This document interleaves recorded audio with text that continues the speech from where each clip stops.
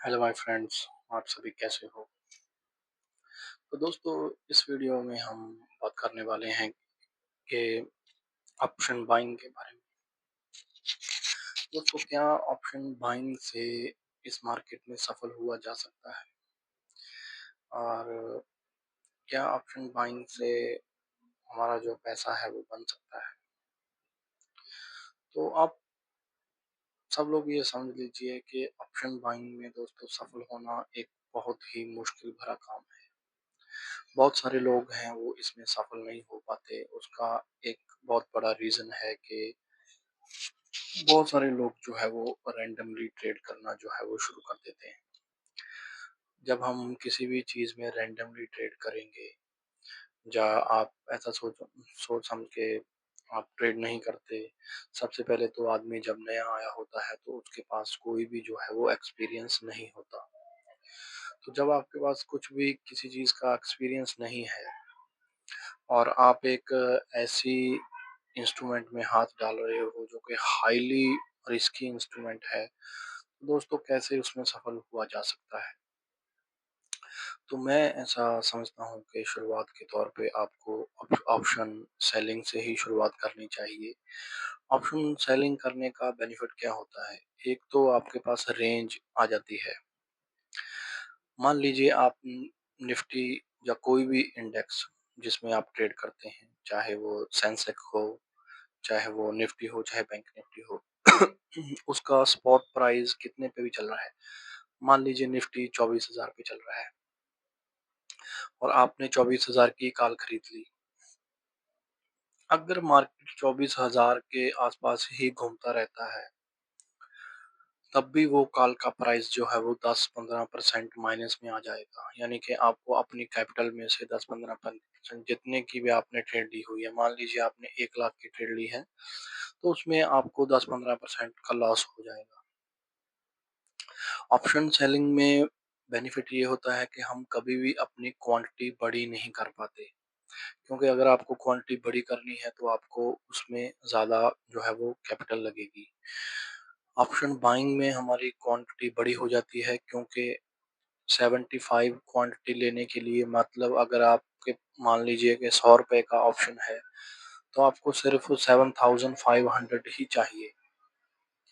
लेकिन अगर आपको यही क्वांटिटी सेल करनी हो, 75 क्वांटिटी निफ्टी के अंदर आपको सेल करना हो, तो आप मान के चलिए कि आपको कम से कम 2 लाख रुपए चाहिए। लेकिन अगर आपने मान लीजिए आपके पास 2 लाख है, तो कितने क्वांटिटी आप बाय कर सकते हैं? अगर 100 रुपए का प्राइस है तो 2,000 क्वांटिटी बाय कर लेंगे आप। तो मान लीजिए ये सारा क्वांटिटी का गेम है। 2,000 क्वांटिटी में आपको बेनिफिट भी बहुत ज़्यादा होगा, लेकिन उसमें सबसे बड़ी दिक्कत यही है कि आपका लॉस होने की संभावना ज़्यादा बढ़ जाती है। लॉस तो आप उतने पॉइंट का ही ले रहे हो, लेकिन उसमें आपकी प्रोबेबिलिटी बहुत कम हो जाती है, क्योंकि ऑप्शन एक ऐसी चीज़ है जिसका प्राइस घटना ही है। अगर मार्केट आपकी डायरेक्शन में नहीं जाता, देखिए हमेशा मार्केट डायरेक्शन में नहीं जाएगा। मार्केट ऊपर जाएगा, नीचे जाएगा। ऑप्शन बायर को ये समझ में नहीं आता कि उसने प्रॉफिट बुक कब करना है, कैसे करना है। कभी-कभार ऐसा होता है कि ऑप्शन जो है वो आपने 100 पे लिया और 140 पे आपने निकाल दिया। लेकिन वही ऑप्शन किसी दिन 280, 230, 250 तक चला जाता है। तो तब आपके मन में एक वहम आ जाता है कि अगर मैं इतना टाइम मार्केट में रुका रहता, तो शायद मेरा जो प्रॉफ़िट है वो बढ़ जाता। लेकिन आप इसको ऐसा समझिए कि ये एक लक होता है। हर दिन जो है वो मार्केट इतनी बड़ी मूवमेंट नहीं दे पाता। मार्केट किसी दिन 100 150 पॉइंट, 200 पॉइंट, 300 पॉइंट की मूवमेंट देता है, लेकिन हर रोज़ नहीं देता। आप चेक कर लीजिए, निफ्टी जाके देख लीजिए कि निफ्टी एक दिन में कितना मूवमेंट करता है। सॉरी, एक दिन में निफ्टी की मूवमेंट कितनी होती है। तो ऑप्शन बाइंग में सफल होना ये उतना ही कठिन है। आप मान लीजिए जितना ऑप्शन सेलिंग में कामयाब होना। ऑप्शन सेलिंग करते हुए भी आप ऑप्शन बाइंग कर सकते हो, और ऑप्शन सेलिंग करते हुए आपकी ऑप्शन बाइंग बहुत अच्छी हो जाएगी, क्योंकि आपको मार्केट के अंदर ज़्यादा ध्यान देना पड़ेगा। आप मार्केट को ज़्यादा टाइम तक ट्रैक कर पाओगे। और जब आप मार्केट को ज़्यादा टाइम तक ट्रैक कर पाओगे, तो आप देख पाओगे कि किस समय मोमेंटम मार्केट में आता है। जब मार्केट में मोमेंटम आता है तब उसकी कंडीशन क्या होती है। मार्केट रेंज बाउंड में फँसा होता है। मार्केट जिस भी साइड रेंज को तोड़ता है उसके बाद मोमेंटम आना ही आना है। अगर मार्केट में मोमेंटम नहीं आ रहा, तब आप बाइंग मत करिए। आप जो ऑप्शन सेलिंग की पोजीशन चलने दीजिए।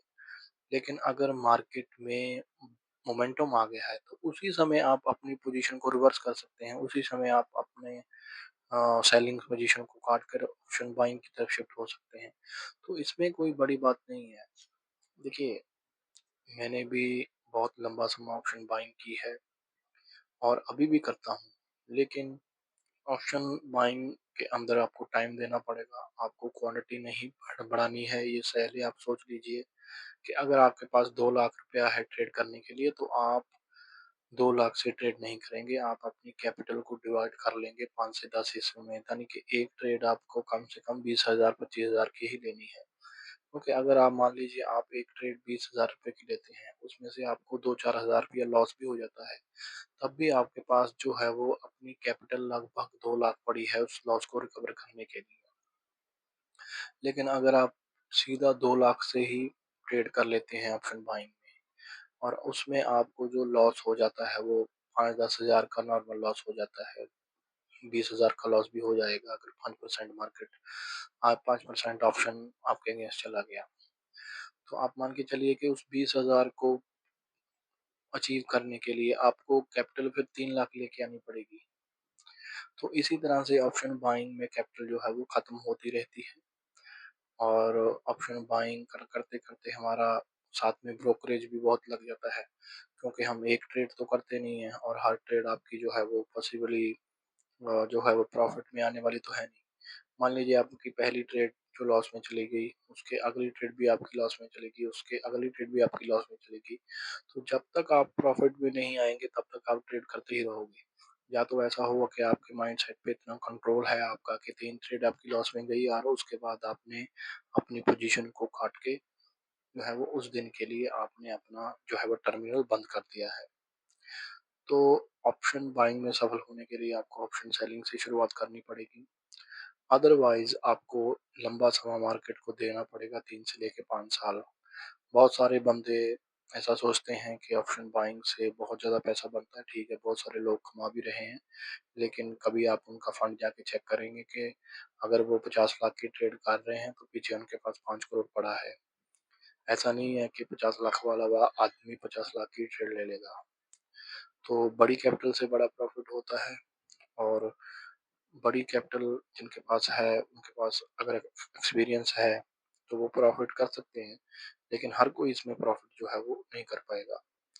तो आगे हम चर्चा करेंगे कि कौन-सा एसेट हमारे लिए सेफ़ है, मतलब एक आम आदमी के लिए कौन-सा एसेट सेफ़ रहता है।